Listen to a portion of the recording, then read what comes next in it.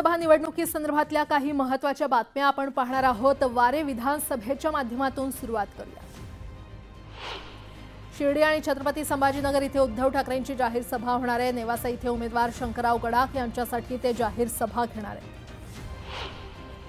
वरळीतल्या सभेत बोलताना राज ठाकरे यांनी नाणार प्रकल्पावरून उद्धव ठाकरे यांच्यावर टीका केली आहे। उद्योगपतींच्या सांगण्यावरून उद्धव ठाकरे यांनी कोकणातल्या प्रकल्पांना विरोध केला असल्याचं राज ठाकरे यांनी म्हटलंय। पुणे, पिंपरी आणि शिरूरमध्ये शरद पवारांच्या जाहीर सभा होणार आहेत। उमेदवार सचिन दोडकेंच्या प्रचारासाठी शरद पवार आणि मल्लिकार्जुन खरगेंची सभा होणार आहे। नाशिकमध्ये आज अजित पवारांच्या प्रचार सभांचा धडाका होणार आहे। आज नाशिकमध्ये अजित पवार यांच्या 4 सभा होणार आहेत। आदित्य ठाकरे आज दापोली दौऱ्यावर आहेत। दापोली विधानसभा मतदारसंघाचे उमेदवार संजय कदम यांच्या प्रचारासाठी आझाद मैदानात आदित्य ठाकरेंची सभा होणार आहे। पाचोरा विधानसभा मतदारसंघातील उमेदवार किशोर पाटील यांच्या प्रचारासाठी श्रीकांत शिंदेंची जाहीर सभा होणार आहे। तर शिर्डीतील उमेदवार विठ्ठलराव लंघे यांच्यासाठीही श्रीकांत शिंदे प्रचार सभा घेणार आहेत। नितीन गडकरींची धाराशिव, सांगली आणि पंढरपुरात जाहीर सभा होणार आहे। भाजपचे महायुतीचे उमेदवार संग्राम देशमुख, समाधान आवताडे यांच्यासाठी गडकरी सभा घेणार आहेत। काँग्रेस नेते राहुल गांधींची नंदुरबार जिल्ह्यातील 4ही उमेदवारांसाठी प्रचार सभा होणार आहे। यावेळी नाना पटोले, चेन्नी थला आणि अमित देशमुख यांच्यासह अन्य नेते उपस्थित असतील। नागपूरमध्ये केंद्रीय मंत्री शिवराज चव्हाण यांची प्रचार सभा होणार आहे। उपमुख्यमंत्री फडणवीसांच्या समर्थनार्थ शिवराज चव्हाण यांच्या सभेचं आयोजन करण्यात आलं आहे। 16 नोव्हेंबरला पंतप्रधान मोदी मेरा बूथ सबसे मजबूत या अभियानांतर्गत देशवासियांशी संवाद साधणार आहेत। या सर्वांनी सहभागी होण्याचं आवाहन फडणवीसांनी राज्यातील जनतेला केलं।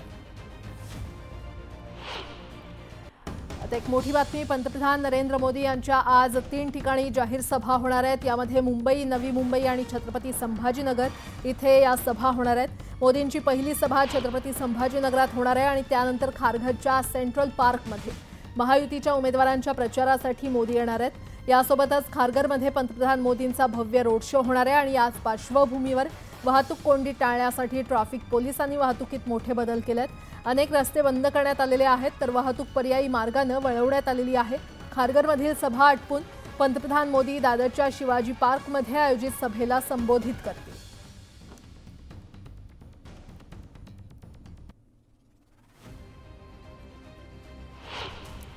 इंग्लिश न येताही मी राज्याचं बजेट सादर करतो असं म्हणत अजित पवार यांनी युगेंद्र पवार यांना टोला लगावला होता। यावर रोहित पवार यांनी प्रतिक्रिया दिली आहे। अजितदादा भाजपसोबत गेल्यापासून त्यांच्या बजेटमध्ये शिस्त राहिलेली नाही असं रोहित पवार म्हटले। भाजपबरोबर गेल्यानंतर जे बजेट अजितदादांनी मांडलेलं आहे त्याला कुठलीही शिस्त राहिलेली नाही। इंग्लिश हा विषय एवढा महत्त्वाचा नसला, पण जेव्हा आपण तिथं फायनान्स मिनिस्टर असतो, जेव्हा आपण तिथं एखादं बजेट मांडत असतो, पूर्वी दादा हेच म्हणायचं असतं की शिस्त असणं फार महत्त्वाचं आहे। पण आज बेशिस्तपणा त्या बजेटमध्ये का आलाय, तर भाजपमुळे आलाय। मला आश्चर्य एवढंच वाटतं की एका कुठल्या तरी मीडियावर जाऊन इंटरव्ह्यू जर दिला जात असेल आणि कशा पद्धतीने हा अहवाल बनवला, काय गोष्टी केल्या गेल्या, मग कुठंतरी जर असं मुद्दामून केलं जातंय का, ह्याच्यामागे कुठं सरकारची लोक आहेत का, याचा संभ्रम निर्माण केला जातोय का कुठला दबाव आहे का, हे खऱ्या अर्थाने बघावं लागेल।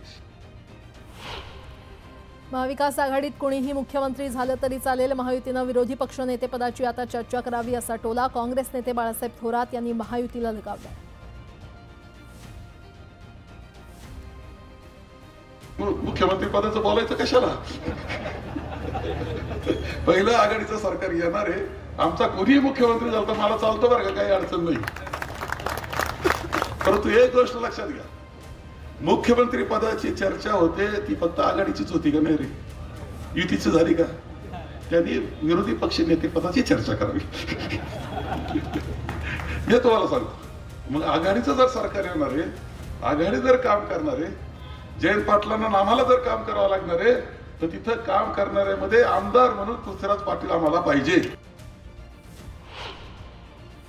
पाटण विधानसभा मतदारसंघात महाविकास आघाडीत बंडखोरी झाली असून राष्ट्रवादी शरद पवार गटाचे निष्ठावंत सत्यजित पाटणकर यांनी अपक्ष अर्ज भरल्यानंतर प्रचारासाठी पाटण शहरात महिलांनी मोठ्या संख्येने रॅली काढली। यावेळी यशस्विनी पाटणकर यांनी आम्ही परत फार पुढे गेलो असून विजय निश्चित असल्याची प्रतिक्रिया दिली।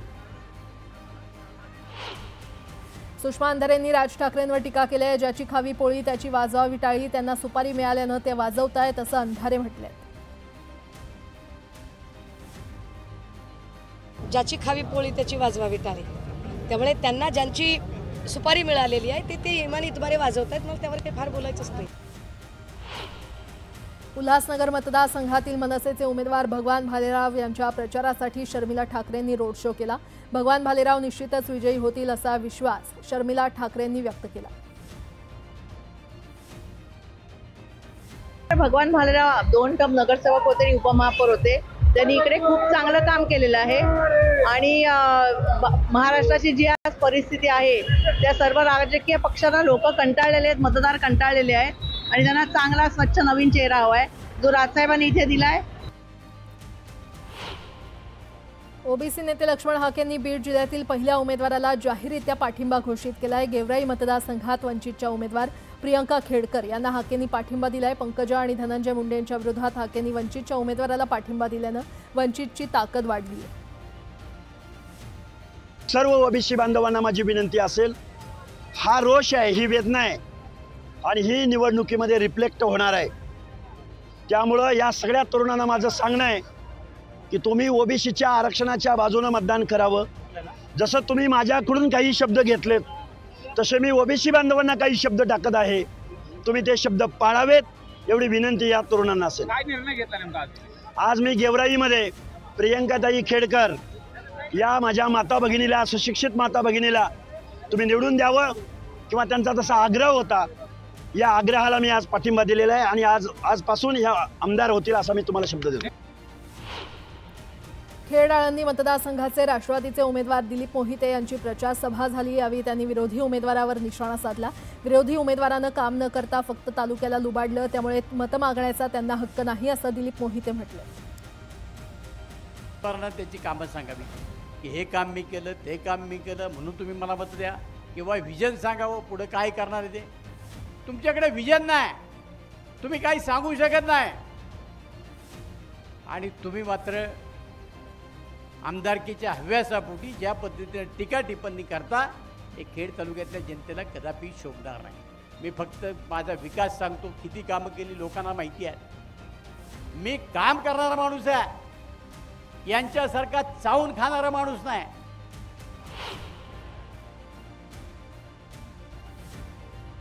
असून राज्यातील जनता गद्दारीचा हिशोब घेण्यासाठी 20 तारखेची वाट पाहत असल्याचा घणाघात काँग्रेस नेते कन्हैया कुमार यांनी केलाय। काँग्रेस उमेदवार प्रफुल्ल गुडधे यांच्यासाठी आयोजित प्रचार सभेत ते बोलत होते। आपको तो हमने रिचार्ज नहीं किया था कि आप 5 साल के लिए सरकार बनाएंगे, लेकिन आप जो है विधायक खरीद बेच करके अपना सरकार बना लिए और अपना सरकार बना करके हमारा बिजली बिल बढ़ा दिए, हमारा दवाई का दाम बढ़ा दिए, हमारा दाल तेल का दाम बढ़ा दिए और किसान जो है वो जो पैदा कर रहे हैं उनको उनका उचित दाम नहीं दे रहे हैं। राष्ट्रवादी शरद पवार गटाचे उमेदवार चंद्रकांत दानवे यांच्या वाहनावर दगडफेक आणि कार्यकर्त्यांना मारहाण करण्यात आली आहे। दगडफेकीत कार्यकर्ते जखमी झाले असून वाहनाचंही नुकसान झालंय। तर रावसाहेब दानवेंच्या कार्यकर्त्यांनी मारहाण केल्याचा आरोप राष्ट्रवादीच्या कार्यकर्त्यांनी केलाय। या प्रकरणी पोलिसात गुन्हा दाखल करण्यात आलाय।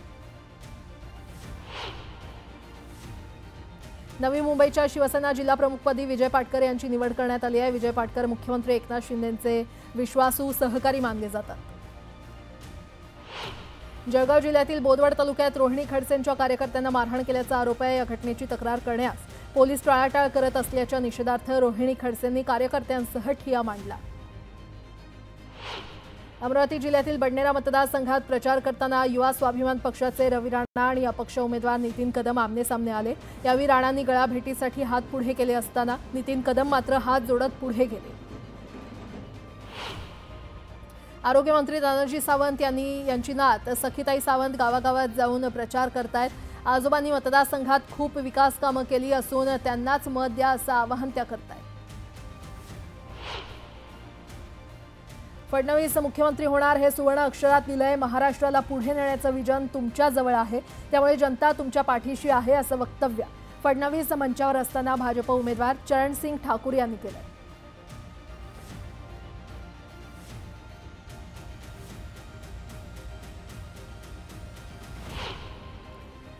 बुलढाणा जिल्ह्यातील सिंदखेड राजा मतदारसंघात पंकजा मुंडे यांनी जाहीर सभेदरम्यान अजित पवार यांची माफी मागितली। सिंदखेड राजा मतदारसंघात होत असलेल्या मैत्रीपूर्ण लढतीत पंकजा मुंडेंनी शिंदे गटाचे उमेदवार शशिकांत खेडेकर यांच्यासाठी प्रचार सभा घेतली। त्यामुळे दुसऱ्या बाजूला याच मतदारसंघात अजित पवार गटाचे उमेदवार देखील निवडणूक रिंगणात असल्यानं पंकजा मुंडेंनी माफी मागितली। कुठल्याही दबावाला बळी पडू नका, काही दबाव पडू नका।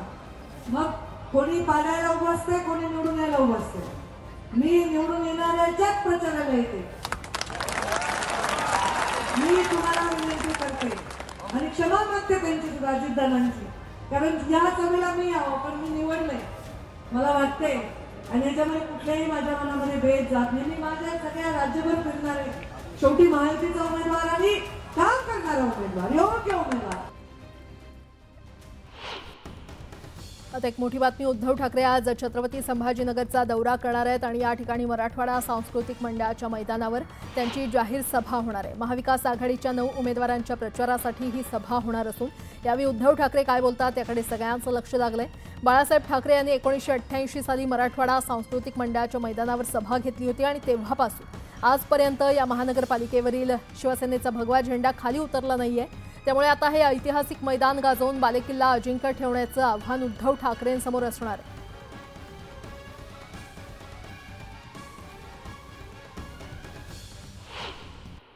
विकासासाठी मुद्द्यावर अजितदादा महायुतीसोबत आले, मात्र महाविकास आघाडीचं सरकार खुर्ची आणि मोहासाठी सत्तेत आलं होतं असा घणाघात मुख्यमंत्री एकनाथ शिंदे यांनी महाविकास आघाडीवर केलाय। शरद पवारांचं वय 84 आहे, मात्र या वयातही ते 4 सभा घेत आहेत। रात्री फक्त 4 तास झोपतात। त्यामुळे महाराष्ट्रात 170 आमदार निवडून येतील आणि महाविकास आघाडीचं सरकार बनेल ही काळ्या दगडावरची पांढरी रेघ आहे असा दावा रोहित पवार यांनी केलाय। वयावरून शरद पवारांनी पुन्हा एकदा मिश्किल टिप्पणी केली आहे। अजित गव्हाणे यांनी भाषणात शरद पवारांच्या वयाचा उल्लेख केला। तेव्हा मी अजून म्हातारा नाही झालो, जोपर्यंत राज्यात पुन्हा महाविकास आघाडीचं सरकार येणार नाही तोपर्यंत मी म्हातारा होणार नाही असं शरद पवार म्हटले। स्वतःच्या स्वार्थासाठी शिवसेना काँग्रेस आणि राष्ट्रवादीच्या दावणीला बांधली, यालाच भूमिका बदलणं म्हणतात अशा शब्दात उद्धव ठाकरेंच्या टीकेला राज ठाकरेंनी प्रत्युत्तर दिले। शरद पवारांच्या बाबतीत तर बोलायलाच नको, त्यांचं पूर्ण आयुष्य भूमिका बदलण्यात गेलं असं म्हणत त्यांनी पवारांनाही टोला लगावला। देशात मोठ्या प्रमाणात आर्थिक गुंतवणूक होते। स्टार्टअप आणि खासगी कंपन्यांमध्ये देखील सर्वाधिक रोजगार निर्मिती होते। खासगी क्षेत्रातील खासगी क्षेत्रातील रोजगार काँग्रेसच्या युवराजांना दिसत नाही अशा शब्दात पियुष गोयल यांनी राहुल गांधींना टोला लगावलाय। नागपूरचा सत्यानाश करणारी व्यवस्था चालवली असून मुख्यमंत्री आणि उपमुख्यमंत्र्यांनी 2.5 वर्षात नागपूरसाठी काहीही केलं नाही। नागपूरचं नाव बदनाम करण्याचं काम सत्ताधाऱ्यांनी केलं अशी टीका काँग्रेस प्रदेश अध्यक्ष नाना पटोले यांनी फडणवीसांवर केली आहे। ही सभा गुलाबराव देवकरांच्या विजयाची सभा आहे, टपरीवाल्याला टपरीवरच पाठवायचं आहे असं म्हणत संजय राऊतांनी गुलाबराव पाटलांवर निशाणा साधला। गुलाबराव पाटलांना गुलाबराव देवकरच पाडणार असं राऊत म्हटलं। सोलापुरात असुद्दीन ओवेसी यांची जाहीर सभा पार पडली। यावेळी त्यांनी जनता फारुख शाब्दी यांना विजयी करेल असा विश्वास व्यक्त केलाय। बालाजी पाटील खदगावकर यांच्या अडचणीत वाढ झाली आहे। त्यांनी उधळलेली मुक्ताफळं संपूर्ण महाराष्ट्रभर प्रसारित झाली आहेत। याची दखल घेत शिवसेनेनं बालाजी खदगावकर यांचा शिवसेना पक्षाशी काहीही संबंध नसल्याचं जाहीर केलंय। नांदेडच्या मुखेड विधानसभा मतदारसंघातून बंडखोरी करत शिवसेनेचे बालाजी खदगावकर अपक्ष निवडणुकीच्या रिंगणात उतरलेत। महायुती सरकारनं केलेल्या कामाचं श्रेय घेत खदगावकर आपला प्रचार करतायत, मात्र बालाजी खदगावकर यांचा शिवसेना पक्षाशी काहीही संबंध नसल्याचं शिवसेनेनं जाहीर केलंय आणि त्यामुळे खदगावकरांच्या अडचणींमध्ये वाढ झाली आहे। आता एक मोठी बातमी, भोसरी विधानसभा मतदारसंघात झालेल्या जाहीर सभेत शरद पवार यांनी सचिन अहेर यांची चांगलीच फिरकी घेतलेली आहे। सचिन अहेर यांनी त्यांच्या भाषणात शरद पवारांच्या वयाचा उल्लेख केला।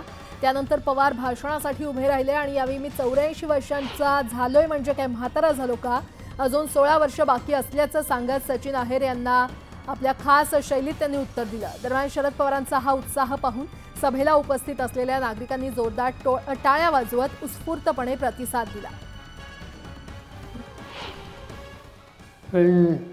सचिन अहेर यांना मी सांगू इच्छितो की तुम्ही या ठिकाणी भाषण केलं, ते भाषण मी ऐकलं। तुमचं भाषण ऐकल्याच्या नंतर मला असं वाटतं की तुमचं माझं असं भांडण होणार. भांडण का? त्यांनी बोलत असताना सांगितलं की या वयात सुद्धा मी काम करतो. मी काय म्हातारं झालो? बाकी काय बोला? अहो 84 वयामध्ये काही वय आहे काय? हां, अजून 16 जायचं आहे. विधानसभा निवडणुकीत दिलीप वळसे पाटलांना 100% पराभूत करा असं जाहीर आवाहन शरद पवार यांनी केलंय. गद्दारांना शिक्षा द्यायची असते, गद्दारांना माफी नाही असं म्हणत पवारांनी वळसेंना इशारा दिलाय. ज्यांनी गद्दारी केली त्यांना आता सुट्टी नाही. आता एकच ठिकाण आहे, उद्याच्या तुमच्या मतदारसंघाच्या विधानसभेच्या निवडणुकीमध्ये माझा एकच शब्द तुम्हाला आहे की या निवडणुकीमध्ये वळसे भाषांना 100% पराभूत करा करा करा तेच सांगतो. माझ्यावर झालेल्या आरोपांना मी प्रचाराच्या सांगता सभेत उत्तर देणार असं प्रत्युत्तर दिलीप वळसे पाटील यांनी दिलं. डिंभे धरणाच्या पाणी प्रश्नाबाबत शरद पवार काहीही बोलले नाहीत. मुख्य प्रश्न बाजूला ठेवून फक्त सत्ताधाऱ्यांवर टीका करायची एवढंच विरोधकांचं काम आहे अशा शब्दात दिलीप वळसे पाटलांनीही पवारांवर निशाणा साधला. बऱ्याच गोष्टी बोलल्या गेल्या, पण आज मी काही त्याच्याबद्दल बोलत नाही. आपली ज्या वेळेला 18 तारखेला समारोपाची सभा होईल त्यावेळेला या सगळ्या प्रश्नांची उत्तरं मी त्या ठिकाणी दिल्याशिवाय राहणार नाही. एवढी गोष्ट आपण लक्षामध्ये ठेवा. मुंबईत पुढील 10 वर्षात बांगलादेश आणि म्यानमारमधून येणाऱ्यांची संख्या वाढत जाईल, त्यामुळे भविष्यात मुंबईतील हिंदू कमी होतील असं वक्तव्य राज ठाकरेंनी केलं. अणुशक्तीनगरमध्ये झालेल्या सभेत ते बोलत होते. आणि अणुशक्तीनगरमध्ये जर समजा अशा प्रकारची जर गोष्ट झाली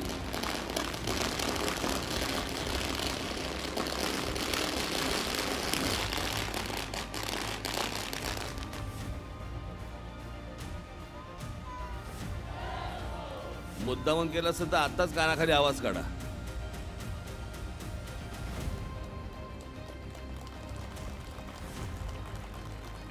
त्यांच्या कानाखाली फटाके वाजवले तरी चालतील. एमआयएमचे अध्यक्ष असुद्दीन ओवैसी यांना सोलापूर पोलिसांनी नोटीस दिली आहे. असुद्दीन ओवैसी यांनी आपल्या भाषणातून कोणत्याही समाजाच्या भावना दुखावणार नाहीत याची काळजी घ्यावी. त्यांनी प्रक्षोभक भाषणं करू नयेत अशी नोटीस त्यांना देण्यात आली आहे. विनायक राऊतांना यापूर्वी तुम्ही खासदार म्हणून निवडून दिलं होतं, पण यंदा काय चुकलं की तुम्ही गळ्यात धोंडा पाडून घेतला अशा शब्दात उद्धव ठाकरेंनी राणेंवर जोरदार निशाणा साधलाय. कुडाळमध्ये वैभव नाईकांसाठी उद्धव ठाकरेंनी प्रचार सभा घेतली. यावेळी त्यांनी सत्ताधाऱ्यांवर निशाणा साधला. वरळीमध्ये प्रचार करण्यासाठी तेलंगणाच्या मुख्यमंत्र्यांना बोलवावं लागतंय. पराभव समोर दिसत असल्यानं उबाठाचे नेते चलबिचल झालेत. एक काळ होता जेव्हा बाळासाहेब ठाकरेंना बाहेरच्या राज्यात बोलावलं जात होतं, मात्र आता तेलंगणावरून माणूस बोलवावा लागतो अशा शब्दात संदीप देशपांडे यांनी आदित्य ठाकरेंना टोला लगावलाय. कल्याण ग्रामीण मतदारसंघात राजेश मोरे यांच्या प्रचारासाठी शिवसेनेनं सभा घेतली. मुख्यमंत्री एकनाथ शिंदेंनी सामान्य कार्यकर्त्याला संधी दिली असून आमचा उमेदवार जिंकणारच असा विश्वास यावेळी श्रीकांत शिंदे यांनी व्यक्त केला. बालाजी खदगावकर यांनी आमदार तुषार राठोड यांच्याबद्दल अपशब्द वापरले. त्यानंतर फडणवीसांनी खदगावकरांचा समाचार घेतला. बैलगाडी आणि कुत्र्याची गोष्ट सांगत फडणवीसांनी खदगावकरांना उत्तर दिलं. नांदेड जिल्ह्यातील मुखेड मतदारसंघात देवेंद्र फडणवीसांची जाहीर सभा झाली. यावेळी फडणवीसांनी मतदारांना भावनिक साथ घातली. तुषार राठोड यांना मोठ्या मताधिक्यानं निवडून दिलं तर मी त्यांना मंत्री बनवून पाठवेन असं आश्वासन देवेंद्र फडणवीसांनी दिलं. हिंगोलीच्या कळमनुरी मतदारसंघातील उबाठा पक्षाचे उमेदवार संतोष टारफे यांच्या प्रचारादरम्यान वाहनांची तोडफोड झाल्याची घटना घडली. वाकोडी गावामध्ये हा प्रकार घडला. दरम्यान शिवसेनेतील उमेदवाराच्या कार्यकर्त्यांनी ही तोडफोड आणि मारहाण केल्याचा आरोप संतोष टारफे यांनी केला. भाजपची सत्ता जनतेसाठी नव्हे तर आरएसएस आणि मुठभर लोकांसाठी आहे. शेतकरी आणि आदिवासींसाठीचा पैसा आरएसएसच्या एनजीओकडे जातो असा आरोप नाना पटोले यांनी केलाय. आता एक मोठी बातमी. मुंडेंचा बालेकिल्ला असलेल्या बीड जिल्ह्यात मनसे अध्यक्ष राज ठाकरे यांची तोफ धडाडणार आहे. आज बीडमध्ये राज ठाकरेंच्या 2 सभा आहेत. विधानसभा निवडणुकीच्या मैदानात बीडमधील 5 जागांवर मनसे स्वबळावर निवडणूक लढवते। गेवराई मतदारसंघात मयुरी खेडकरांच्या प्रचारासाठी आणि दुसरी सभा केज मतदारसंघात रमेश गालफाडेंच्या प्रचारासाठी होणार आहे। तर बीड जिल्ह्यामध्ये विकासासंदर्भात मातब्बरांनी फक्त आश्वासनं दिली, बाकी काहीच दिलं नाही असा आरोप केला जातोय। त्यामुळे या संदर्भात राज ठाकरे ब्लूप्रिंट देतील असा विश्वास मनसेच्या कार्यकर्त्यांनी आणि उमेदवारांनी व्यक्त केला।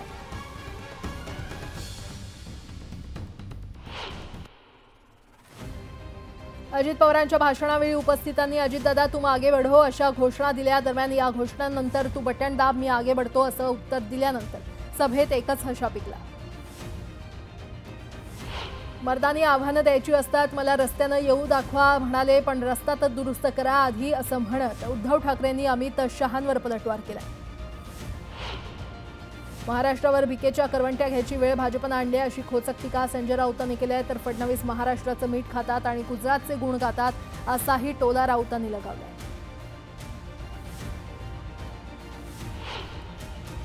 लवकरच धर्मांतर बिल आणलं जाईल असं मोठं विधान केंद्रीय राज्यमंत्री मुरलीधर मोहोळ यांनी केलंय। जबरदस्ती धर्मांतर करणाऱ्यांवर कारवाई होईल असं देखील मोहोळ म्हटलंय। चंद्रशेखर बावनकुळे